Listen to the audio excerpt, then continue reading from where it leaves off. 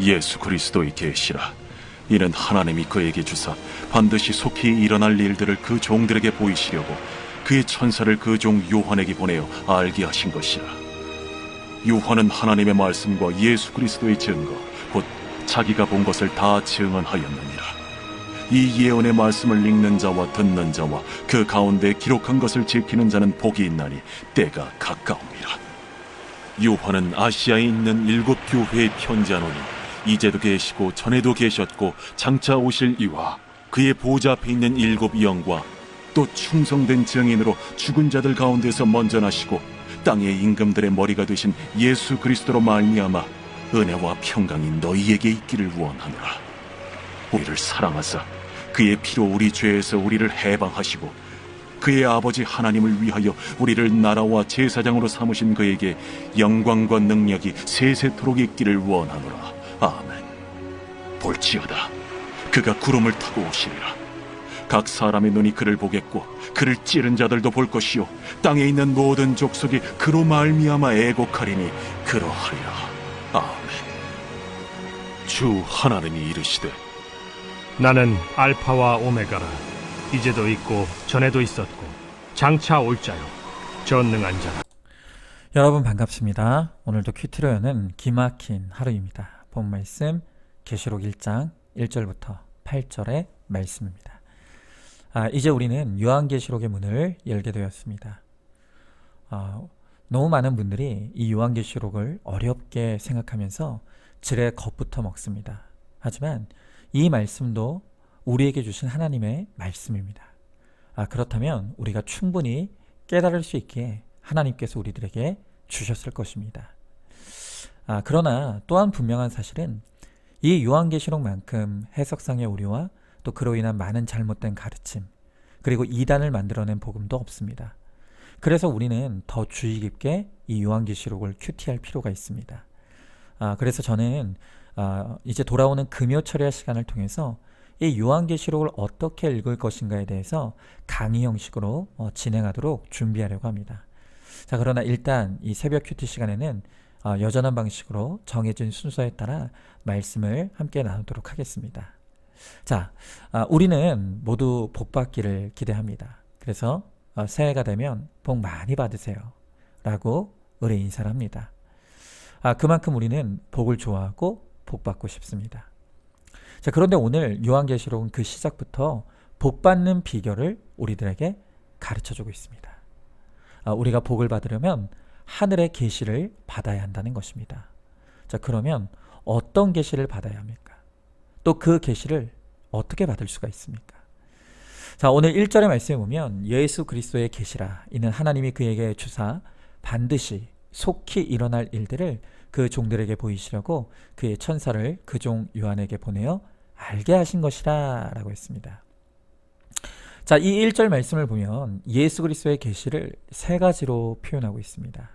자, 첫 번째로 예수 그리스도의 계시는 계시의 진정한 주인이신 하나님께서 예수님에게 주신 것입니다. 자, 여러분, 우리 주변을 보면 소위 계시받았다는 사람들이 참 많습니다. 천지신명의 칠성님, 또 이단에서 말하는 하나님 등 수없이 많은 신이 계시를 준다고 합니다. 여러분, 그뿐입니까? 교회를 다니는데도 자신은 하나님과 직통할 수 있다고 하면서 예수의 이름으로 무당 노릇하는 사람들도 많이 있습니다. 여기저기서 계시를 주겠다, 계시를 받았다 그렇게 떠들어대지만 오늘 성경은 계시란 오직 하나님께서 주시는 것이라고 말합니다. 계시의 진정한 주인은 하나님뿐입니다. 하나님께서 주신 정확한 계시여야만 복을 받을 수 있습니다. 자, 그런데 바로 그 하나님의 계시가 기록된 말씀이 성경이죠. 오늘 이 요한계시록도 저자인 요한의 이름이 붙어 있지만 엄밀히 말하면 예수님의 계시록입니다. 요한에게서는 아무것도 나올 게 없는데 예수님께서 요한에게 그 계시를 맡기신 것입니다. 여러분, 그것은 목사인 저도 마찬가지입니다. 만약 제가 하나님의 말씀이 아닌 다른 것을 하나님의 이름으로 말한다면 저는 바로 이단이고 사이비입니다. 목사란 그저 하나님이 맡기신 말씀을 성도들에게 잘 전달하는 역할일 뿐입니다. 그러므로 목사 아니라 누구라도 하나님의 계시인 성경을 제쳐놓고 다른 것을 복음으로 전한다면 우리는 그것을 단호하게 경계하고 거부해야 합니다. 자, 한번 질문해 봅니다. 내 미래와 길흉화복을 알고 싶어서 용하다는 점집이나 또 기도원을 쫓아다니고 있지는 않습니까? 성경은 제쳐놓으면서 신문에 오늘의 운세는 눈여겨보고 있지는 않습니까? 오직 하나님의 말씀인 성경만이 우리에게 복을 주시는 참된 계시임을 믿으시기 바랍니다. 자, 두 번째로 예수 그리스도의 계시는 반드시 그리고 속히 일어날 일입니다. 주님은 오늘 1절에서 반드시 속히 일어날 일들을 그 종들에게 보이겠다라고 하십니다. 자, 그러면 여러분, 반드시 속히 일어날 일이란 무엇입니까? 우리가 고난 가운데 있든지 아니든지 오늘이라도 주님이 오시면 예수 믿는 사람은 부활이요 믿지 않는 사람은 심판입니다. 부활과 심판 외에 다른 길은 없으며 이는 누구도 피할 수 없는 운명입니다. 그러므로 회개하여 주 예수 그리스도를 믿고 영접하여 구원 얻으라는 것이 그것이 바로 천국의 소망이고 최고의 계시인 것입니다. 자, 그런데 우리 기독교 역사를 보면 여기 이 요한계시록의 이 속히라는 말을 많은 자들이 악용해서 사람들에게 공포심을 심어주고 그 공포를 이용해서 성도들을 미혹한 많은 이단들이 일어났었습니다. 그래서 그 날과 시에 대해 세대주의적으로 강의하고 또 어떤 사람들은 집을 팔아 이단의 교주에게 갖다 바치는 일들이 허다했고 그리고 지금도 그 일들은 반복되고 있습니다. 여러분, 이단들의 특징 중에 특징이 무엇입니까? 그들은 반드시 그리고 속히 일어날 일이라고 하니까 밤낮 그 날짜만 계산하느라 정신이 없습니다.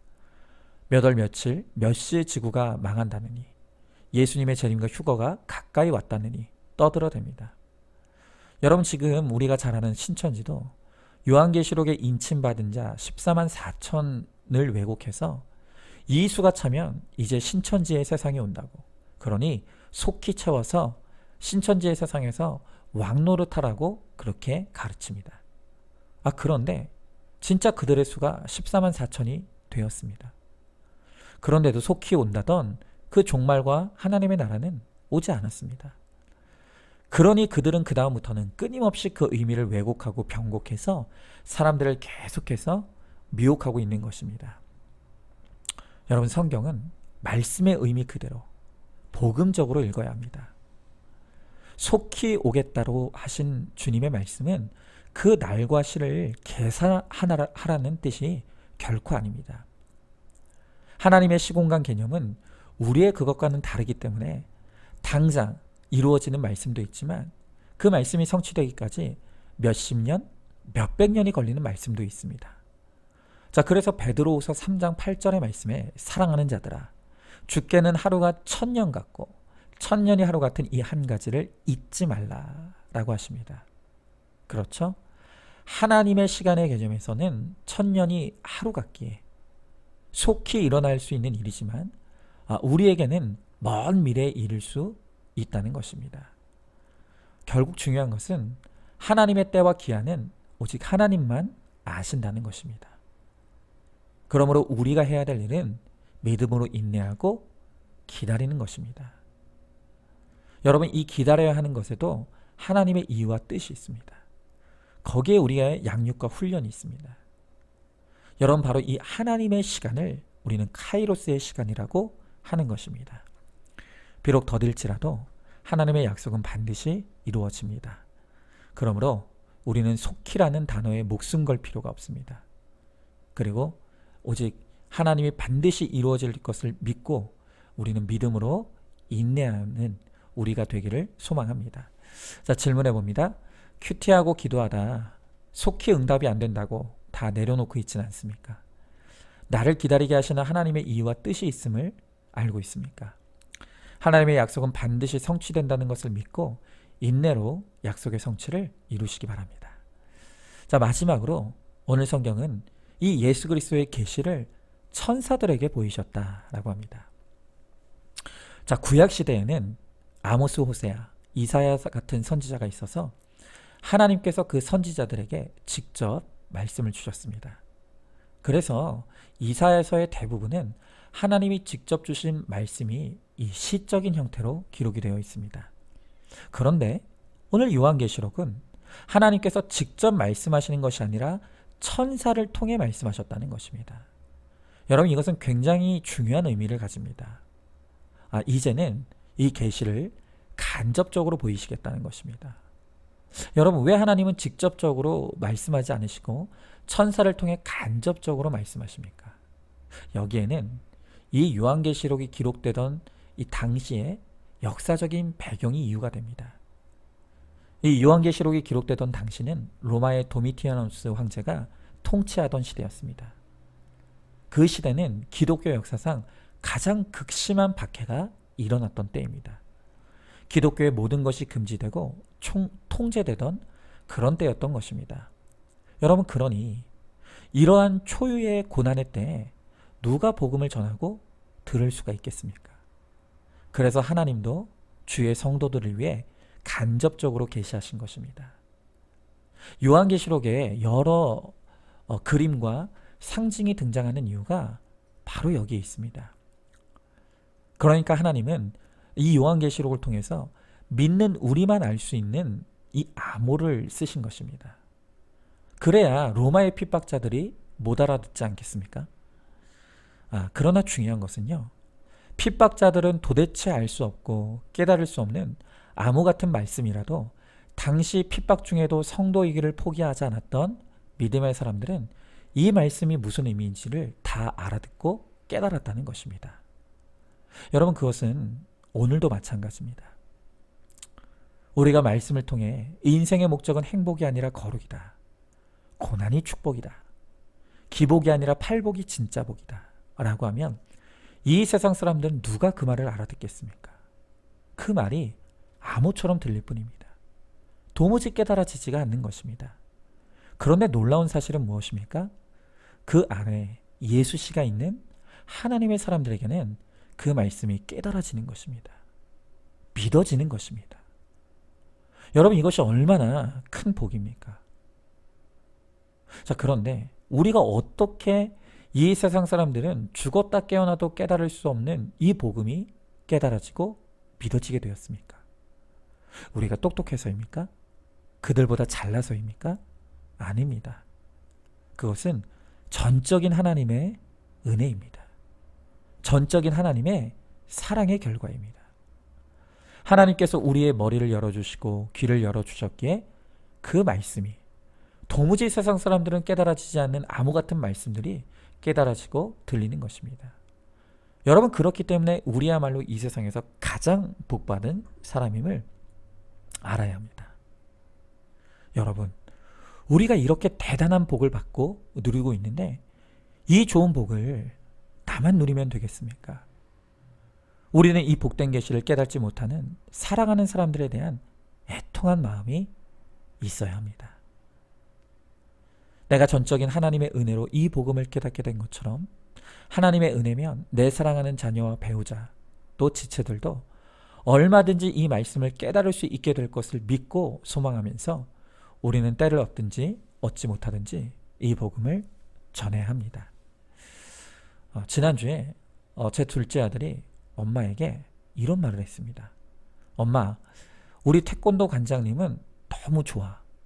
그래서 꼭 관장님이 예수님을 믿고 지옥에 안 갔으면 좋겠어. 그러는 겁니다. 그러면서 이 아이가 엄마에게 부탁하기를 내가 꼭 이 관장님을 전도해야 되겠으니 교회에서 큐티책을 자기에게 가져다 주면 그 큐티책을 자신이 관장님에게 전하겠노라고 그렇게 말했습니다.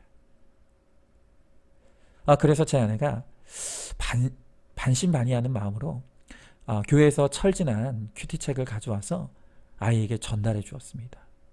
그랬더니 이 아이가 정말로 그 큐티책을 가져가서 관장님에게 전해주면서 관장님에게 이렇게 말했다고 합니다. 관장님, 이 큐티책 잠자기 전에 꼭 한 번만 읽어보세요. 그리고 관장님 얼굴 매일 보고 싶으니까 주일날 우리 교회 쭉 오세요. 이 관장님이 너무 감동을 해서 전화를 주셨습니다. 이 아이가 이렇게 말했다고, 너무 감사하다고. 정말 저희 집 둘째 아들은요, 저희 집의 보석입니다.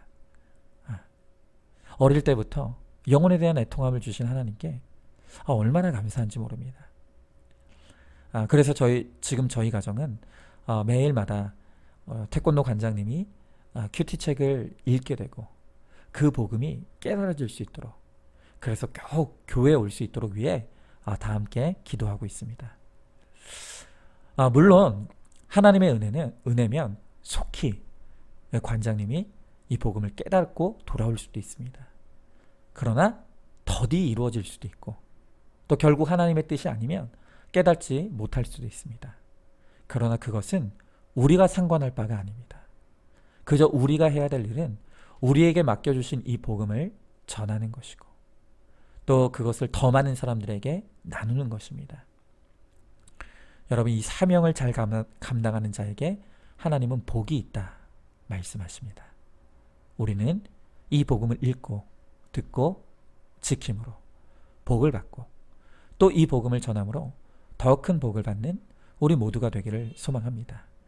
자, 한번 질문해 봅니다. 예배 가운데 선포되어지는 설교와 간증이 잘 들리고 깨달아지고 있습니까?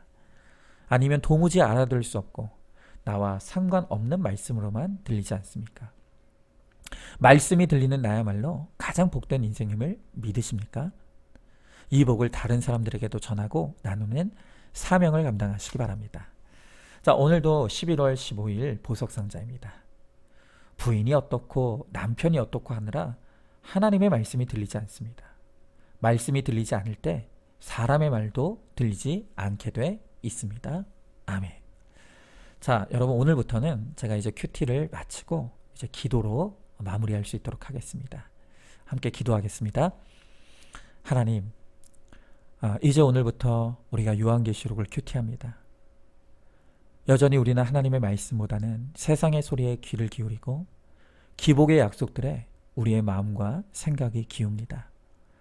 우리를 용서해 주시고 불쌍히 여겨주셔서 예수 그리스도의 계시의 말씀이 들리고 깨달아지는 은혜를 주시고, 이 말씀을 읽고 듣고 지키게 하심으로 하나님 나라의 신령한 복을 누리는 우리 모두가 되게 하여 주시옵소서. 예수님의 이름으로 기도합니다. 아멘. 오늘도 큐티로 기막힌 하루를 살아내는 하늘가족 공동체 우리 모든 성도님 되시기를 주님의 이름으로 축복합니다.